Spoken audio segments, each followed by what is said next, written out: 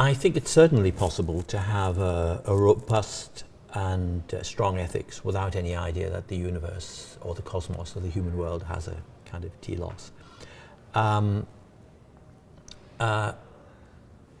think we can find in a whole variety of ethical traditions don't depend strongly on a belief in a telos. It's true that monotheistic religions assume that or rest on the idea, on the belief that the world serves God's intentions and purposes. But remember, one of the good features of Western monotheism is that it holds that human beings can't know what God's wishes and purposes and design is, which I think is a very wise view.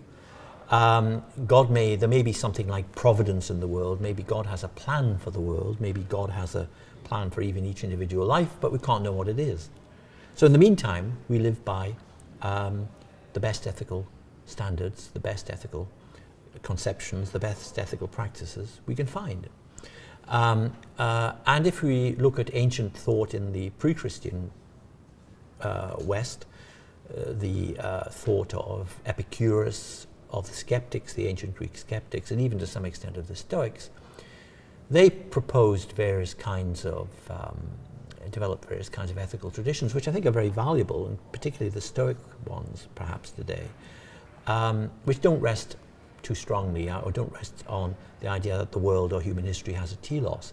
And in fact, the idea that human history has a telos, which really comes from religion, has, I think, been dangerous to ethics, particularly when it's been embraced, when it's been part of radical political projects. Because if the telos is communism, or if the telos is universal capitalism, or if the telos is whatever the telos is, there is a temptation to try and accelerate the telos, to try and speed up this process of reaching the goal, which involves eliminating forms of life, which even whole civilizations, which are considered to be backward or retrograde. And communism has done this. For example, Mao half destroyed, or more than half destroyed, the ancient civilization of Tibet. This is backward, it's superstitious, he would say, it's religious. He said religion is poison.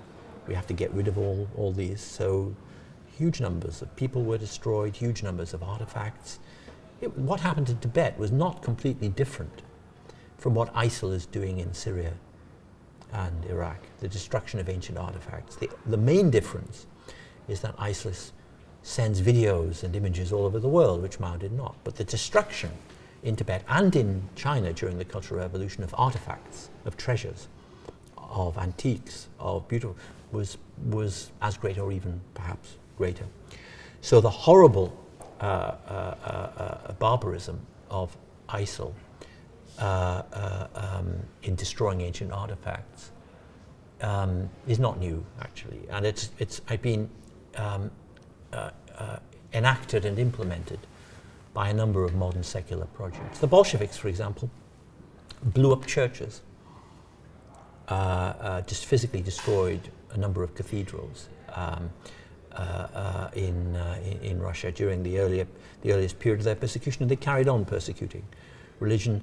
They sold off, rather like ISIL does, they sold off a lot of antiques illegally into global markets. So these things have all happened before, in secular as well as religious